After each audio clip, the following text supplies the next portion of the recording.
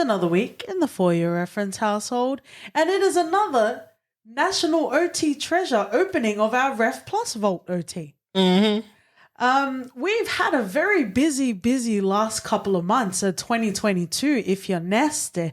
So this week we will be sharing with all of our beloved mainstream friends and lovers our December 2021 Ref Plus. Which is kind of special. Yeah, we talked about the infamous Enemy with Gyllenhaal and all those spiders. And we also, thanks to our patron Julio, he asked the question of what was the difference of podcasting pre-2020 and, you know, how has it felt as well. And personally, I got a bit emotional listening to it, just thinking about recording then and what's happened now. True. Went into some deep dives in this. Feeling wankers. We love you guys so much. It can be a jubilant time, but it can also be a difficult time. But we are here with you, friends and lovers. Please enjoy this and also get satiated. Ride it off. Our Christmas special is on the way. Mm-hmm. Mwah. Ready to see the poll? Yeah. Because this is the end of year, we did open up to Q&A, but we didn't necessarily get anything outside of what's in the poll. So that's fine. It's interesting because when we post something, you know, it's right off the back of watching it. And I wonder if we'll see if I have the same feelings. I think even you had a couple of conflicted feelings. Shout outs to Rob for making me realize that he is the same fella from June. And I also hit up Ben in the DMs and he was mentioning that he's the same fella that did Arrival. And we are talking about the film Enemy. And in brackets, I wrote Gyllenhaal and spiders. So Ben has a comment and I feel like it's going to frame our discussion. But do you want to share generally how you felt and then I can read Ben's comment? At the most basic level, I think I was frustrated by the end of it. Not because it wasn't good. I felt like I was waiting for the other shoe to drop. And then when it did drop, I was bewildered by what was going on. I think part of me just chose to ignore the spiders. Yeah. That appeared. I just thought he was being quirky. It was trying to be cinematic of sorts. It's like when you're doing a puzzle and those puzzle pieces are too hard and they don't look like they go with the puzzle, so you just throw it away. And then on the opening scene, you know, remember when the lady was like putting the leg on a spider? Uh-huh. Apparently, she was supposed to be crushing it. I thought it was more sexual. I thought it was like it coming up her leg and doing stuff. I don't know. That's how my mind took me. We've been watching a lot of anime, friends and lovers. When I watched reviews of this afterwards, because I was really confused, it made sense. It made me enjoy the movie a bit more in retrospect once I started digesting it all. Mm-hmm. And then maybe I want to watch it another time just so that I can appreciate it on a deeper level. But I think it's an alright movie. It's not the best, but it's good, and I think you being spiders makes quite a lot of sense. I don't know why you're gesturing and saying you. Because we've made it very clear I can't gesture and say you people. It's got to work both ways, mate. I do want to say something, but it kind of goes to what Ben's comment / question is. So I'm going to leave it there, what I generally feel about the film. But what I will say is, spoiler. I know Rob said he wants to be nasty, so he's going to listen to it even though he hasn't watched it. We are going to spoil it. I don't know if we're going to hack it apart, spoil it, but we're going to spoil it because there's no way to talk about this without actually addressing the themes that were introduced in this film. But this was literally a very straightforward film about a man stepping out on his pregnant wife to go and slip it to his side piece. That's literally what this film was about. So do all your fucking wanky cinematography, but that's literally what it is. But it's because the women are spiders, mate. Oh, good on ya. Yeah, just saying. He was justified. Stay on your incel forums, mate. No, but like my point is, a film can definitely be more than what it is simply on paper. However, it was unnecessarily wanked and quirked for no reason, especially once you get to a point where you understand it. I'm not going to say a lot about Matrix because we are going to cover Matrix. Hopefully we try and fit it in the January before we start doing the reference degustation, but not succinctly about the Matrix, but just generally about film. There absolutely can be more layers that you dissect with, multiple rewatches. However, I do believe that there needs to be a base level understanding in the first watching of a film. I know it's very popular. It's the YouTube-isms of like, oh, let me explain how this film ended. Mate, we don't need to know how Paul Blart Mall Cop ended. Like, it's pretty, like, it's gotten to that point now. It's like, you don't need to explain something that was spoon-fed to me. I don't necessarily care to watch people explaining endings of stuff, but for this particular one, we did watch like some 20-minute video, but even then it was kind of like theories, but it was also based on excerpts and interviews of Dennis. But for me, I don't like that. Like, I personally don't like that. Like, to quote Rome from Succession, I'm dumb, but I'm smart. Like, give me a chance to fuck it up. Like, essentially. So let's get into Ben's comment, because I'm literally saying what his question is. So this is his overall comment. You have me at a slight disadvantage because it's been so long since I saw Enemy. But as we discussed, I really rated it. My question to you both is kind of connected thematically to the film. Where do you stand on films, movies, or stories generally that don't spoon feed the message or the plot? Ones that lean more into the symbolic than the literal or invite interpretation rather than offering closure. These are the films I tend to appreciate the most. Although, as with all healthy diets, cinematic or otherwise, a balanced diet is okay. And then in brackets, he said, oh yeah, I just remembered you dropped out of Twin Peaks. Well, considering Ben kind of went on his own journey of answering his own question, you can speak generally, you can talk specifically in regards to Enemy, but thoughts, feelings? I don't Fuck your feelings. So, it doesn't matter what your feelings are. You're an idiot. But at least it didn't take you 2 hours and 30 minutes to realize that through spiders.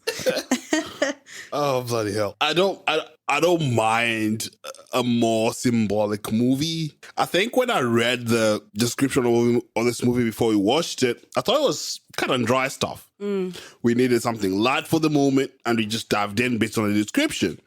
And what transpired on screen was different in my mind from what I read. Yeah. And I think there was a disconnect where me trying to see, wait, is this trying to mean something more than it is? Mm-hmm. And then they added the extra layer of spiders in, and giant spiders or whatever being bloody her mom or something. Like, I get the symbolism. I appreciate, like, after the fact, I understand why you want to be abstract, and I appreciate that inside the movies. Do I think the execution of this was perfect? I do not think it was. I think at a certain point, you have to be held accountable when the director himself finds it super hard to even try and explain this movie.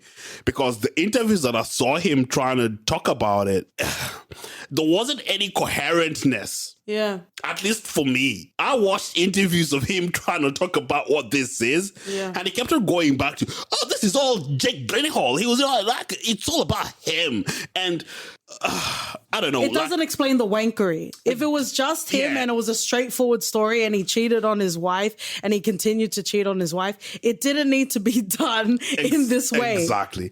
And that's why I find a bit of what's the mileage or what's the space that you're allowed to wiggle from? Because to me, once I read all the whatever, saw the interviews and whatnot, I started putting two and two together. Then the movie sort of rose a bit. But I don't like that. I don't like that. Like, for me, if I watch a film and I feel a way about it, okay, well, I'll speak about this. So I feel a way about this. So let's say numerical amount. What would we rate it? What would you rate Enemy? I'd give it a 7. It's a 5 for me.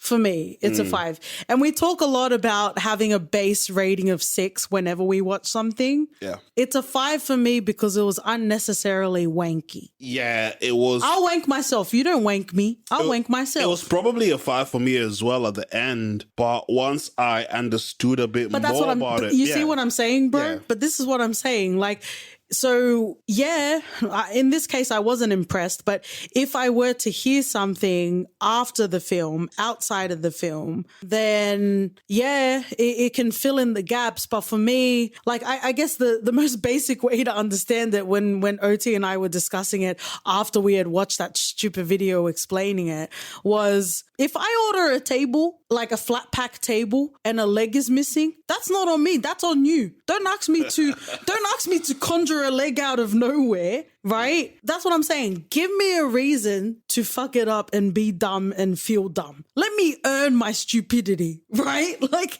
but if you're not giving me all the parts that I need to assemble this flat pack table, then I don't necessarily feel like that's good storytelling. And we've talked, wherever it's relevant, I don't like splicing back and forth in timelines, because for me, if you were to make it a straightforward timeline and it's not interesting, well, there's your answer right there. It was never interesting to start off with. It's because, again, I don't like all of the twists and turns. It gets in the way of what I like and its emotional resonance. So I guess going back to Ben's question, also, it's not here, but when Ben and I were DMing, he was he was on his exact sort of creativity path, and he's like, "This is why I love poetry.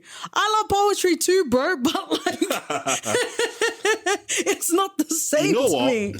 The misconception that I had of the lady either squashing or making love to the spider is the complete. It's the difference. Is the fundamental difference on how I viewed the spiders throughout the movie. Because I thought there was a love-in with the spiders. I thought it coming up a leg and possibly whatever. Were you the Jordan Peele meme when he was like sweating because you thought you accidentally played your web history? Yeah.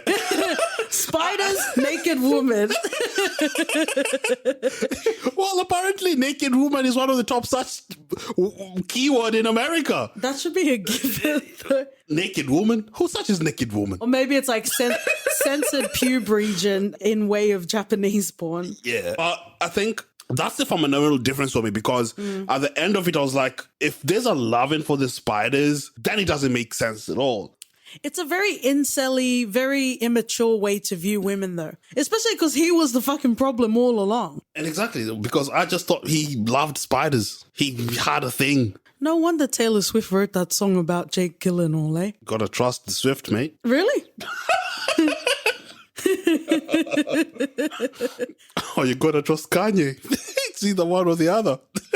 I love how like Kanye West like bought a house opposite Kim. Wow. I saw lots of memes like Lakeview Terrace and they photoshopped Kanye. Going back to Enemy, yeah, I just like, I don't know, throw it out in patrons if you think there are any abstract films that you think that we might enjoy. To make it very clear, we didn't like Arrival, but we didn't know Dennis. What are some other ambiguous films that you in particular liked? I can't think of any that I liked. Not off the top of my head, but I think Arrival had a lot of problems in the environment we were watching it in. It's also because you're a dickhead and you like the expensive. We went to, shout outs to Rob and also Sam T because you're in Australia. We were in VMAX, which is essentially standard seating with like a little bit, not really. It's just a way to justify spending a few dollars, but we weren't in like gold class or luxe. And I think that really hampered your experience. No, the audio experience, I think, had to play a big part in the movie. And every time it was so shouty. Sharp, yeah. It was, I wanted to reduce the volume because that got in the way of me enjoying and immersing myself in the movie. Yeah. And I felt like I couldn't get myself there. And I think that's one of the frustrations that I had with it.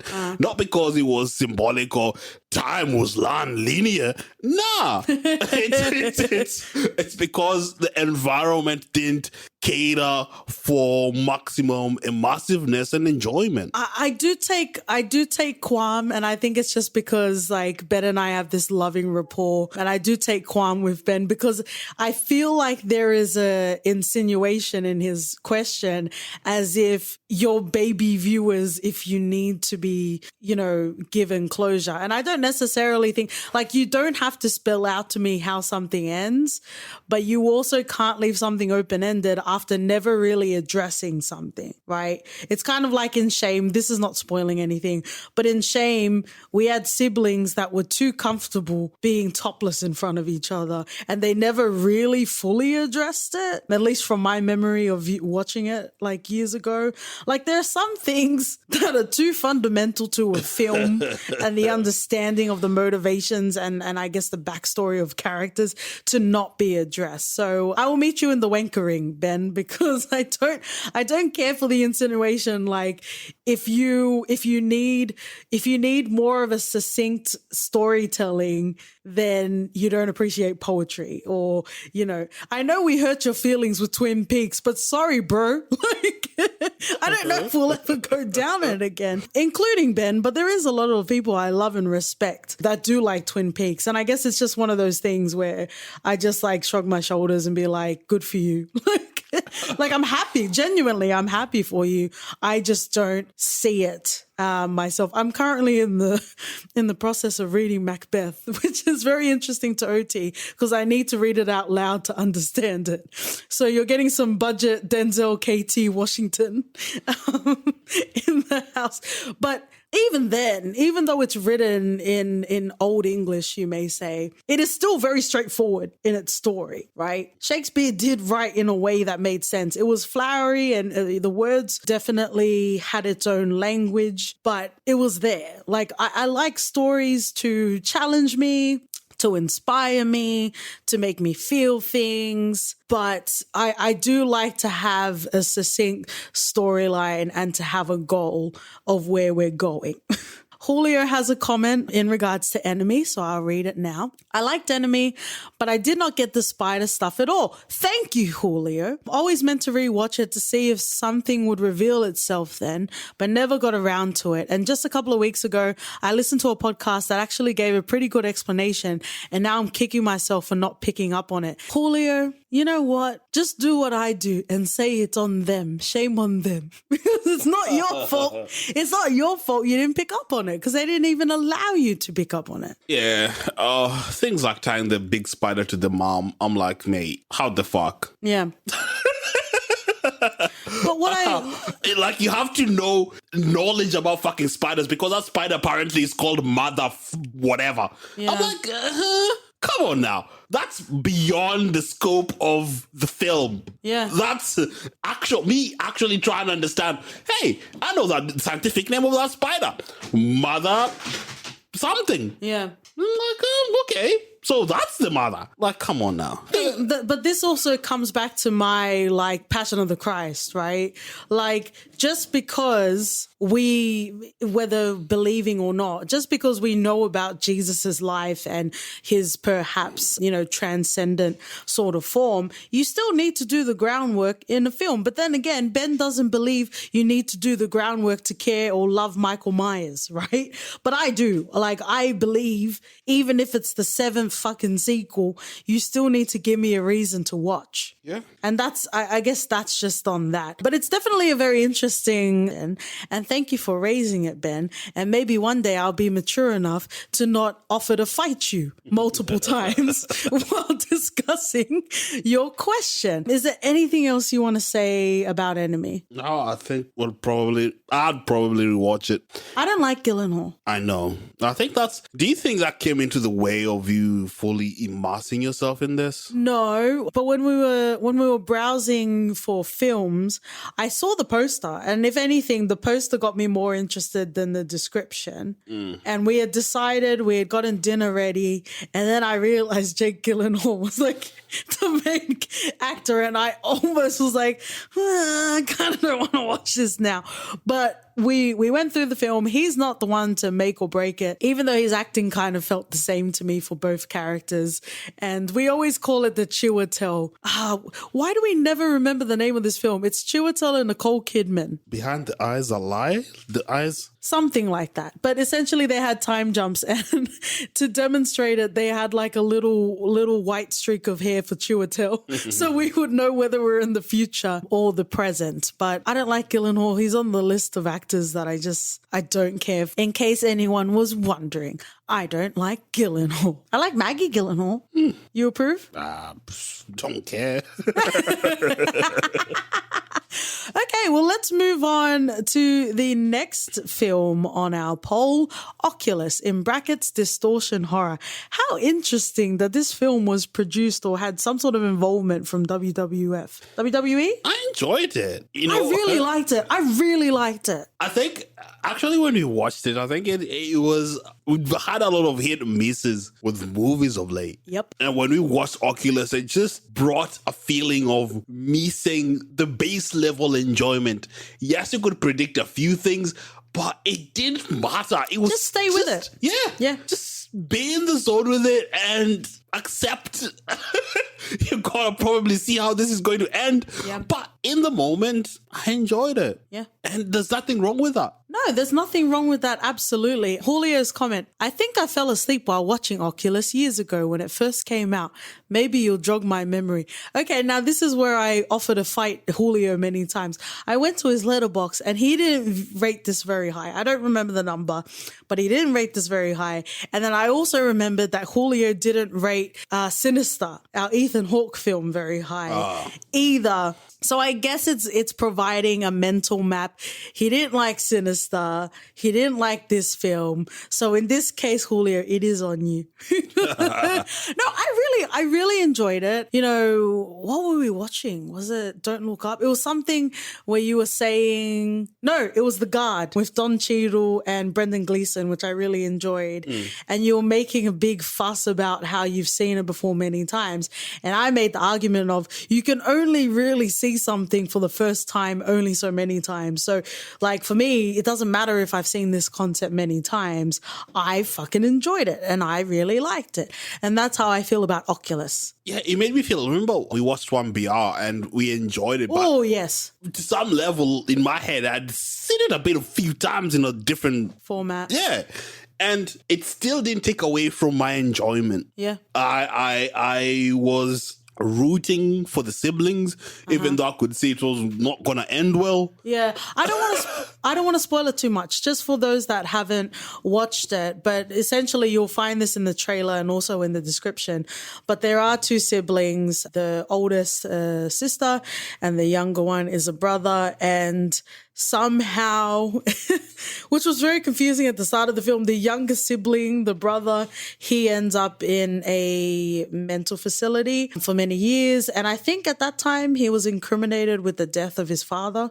Yeah. But essentially you see this very interesting dynamic between the younger brother and the older sister. And the younger brother, by force of law, had to go through the journey of healing, right? And to actually be invested in therapy.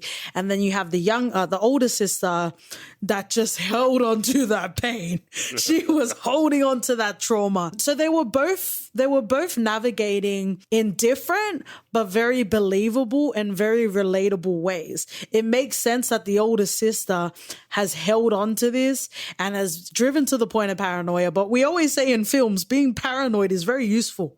You're not the one that's going to be in trouble. But I really like the way that they navigated the sibling sort of dynamic. You know, there was definitely some lore, you know, some fantasy, supernatural sort of elements. Cool, didn't necessarily bother me or sway me in any way. But I really deposited a lot of investment in their sibling, you know, sort of interact. Me too. And you kind of feel sorry for the older sister just because she had to be that. She was left behind, Yeah, she had to believe, she had to hold on to that because no other way does she cope with it. She was in this foster system for until she was released. Yep. That fucks anyone up. And to have all that precedent that happened with the dad, and fully understandable. And I think the back and forth with the brother was quite intriguing. And that's what I enjoyed most out of this. Their interactions and just how different they were in, seeing how the brother handled his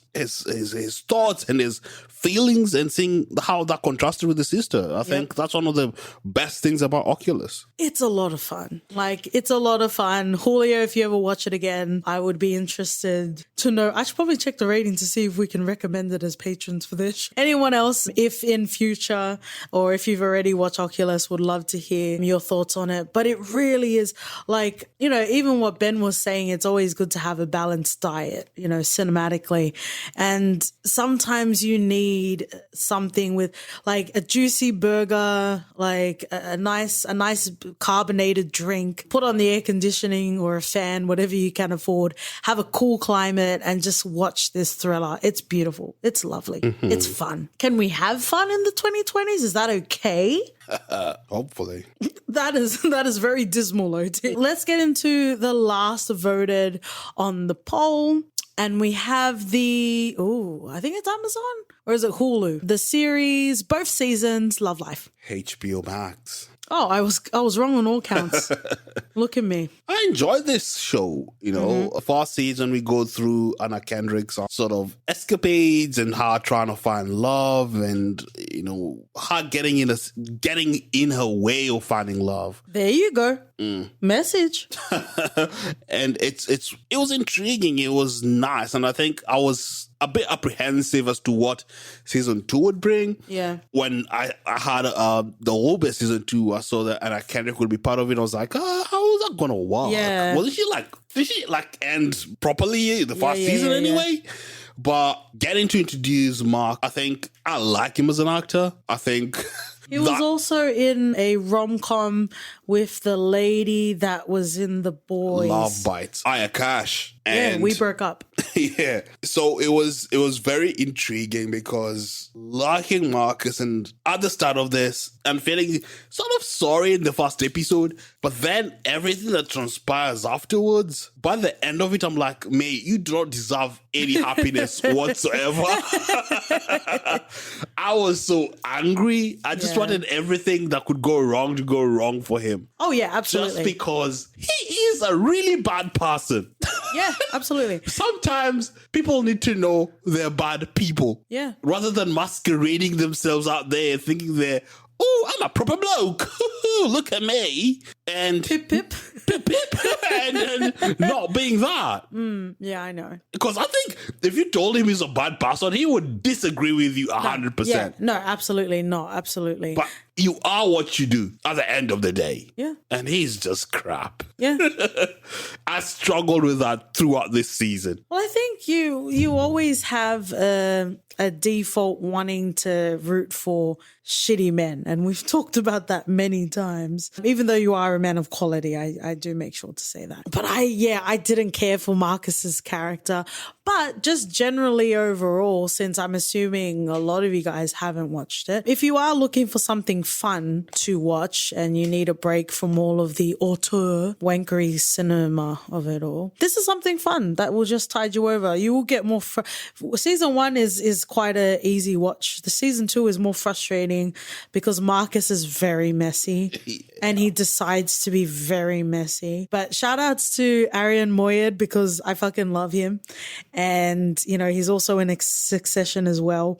And I tweeted an appreciation post because I want to be told I'm poor for the rest of my life by him in every other TV show and film I see him in. He's great. And it was fun. He was like Stewie with feelings in Love Life. But I think, we don't need to get into storylines or anything in particular, but it was a watch. It was an enjoyable watch. It was a frustrating watch because of Marcus's character, but it was definitely enjoyable. Yeah, something that you could definitely have it as your weekly sort of show and just enjoy it like that.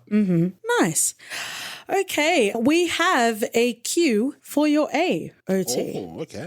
Okay, so this is from Julio. While we're still in the middle of a COVID crisis, we can all probably agree that we're at a different stage. How would you say podcasting in 2021 compared to podcasting in 2020 and even further back to podcasting pre-2020? I think when we started, it was quite different. We had a lot of energy to burn. 2020 was a spanner, definitely, but I think we handled it quite well in managing work-life balance and all. And then 2021 just got completely, at least for me, out of hand, and not necessarily dropped the ball. It's just that it got harder to sort of juggle everything that's happening with life, work, and the podcast as well, and trying to get as much content out there that we wanted to have. I think that was the biggest for me. I think 2021 definitely we struggled more than we did in 2020, and I think prior to that we were just cruising. Well, you know, since we're with our patrons and we're a bit more vulnerable than we are on the main podcast, to be fair, it is me pushing a lot. Like sometimes when like life gets too much, I still try and find ways to make it work. And sometimes it just doesn't work that way, right? Yeah, it's because it feels up to me. We'd probably have just done like 2 episodes this year.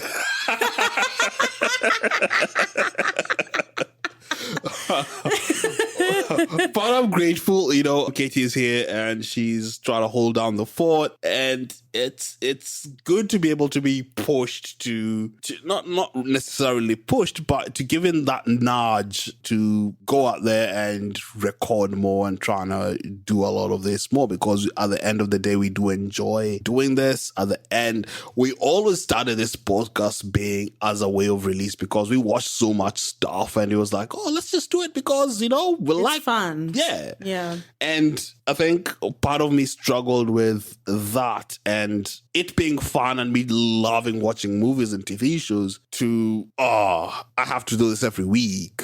And I think that's where the calibration sort of, I had to get my head around, especially in 2021 when other shit came into the picture and it just got harder and harder. Yeah. And I think, you know, even outside, if you can even have an outside of the pandemic, there is that imposter syndrome. And, you know, we are navigating very learned circles and we love that a lot of you are our patrons, but it is fucking intimidating to know that a lot of you guys went to film school and you go to like film festivals and you study this shit, right? Like, I don't know about OT, but it's really intimidating to me. And I think I've always kind of been from the point of view of I'm never really going to be where you are. Like, even if I work towards it, that's a different thing. But like, so let's just focus on what we love. Let's do what we want to talk about. Let's talk about it the way we want to talk about it. Let's go even deeper than people would probably even imagine. Like, we talk about abortion on the podcast. It's where it makes sense, but we talk about abortion. We talk about reproductive rights. We talk about gentrification. We talk about racism. We talk about police brutality. Like, we talk about a lot of shit, like real heavy shit in this podcast. And, you know, it might not necessarily be everyone's flavor. We also swear a lot on this podcast. I don't know if it's a lot. It's just my fucking life. But like, we're very sexual in nature, and you know, because I handle the social media and stuff, you see, because we're in the indie pod sphere, I see it with true crime a lot, but just in general, like people can get 1-star reviews from even people they don't know because they're swearing or because they're too sexual and that sort of thing. And it's kind of, it's wild, but also at the same time, I wouldn't want to change or do a podcast in a way that would appease people, because then it wouldn't even be fun for me, because it was always fun for me. And, you know, we've made a lot of great friendships over these almost 3 years, but I do, like, you do start to feel the bitterness in other podcasters because they may be doing it longer than us, or they may be doing it at around the same time as us, but you can tell that their first initial, or maybe initially it wasn't, but currently now they feel like their dues are owed, and why aren't they getting Spotify contracts and that sort of thing? Explain the chuckle.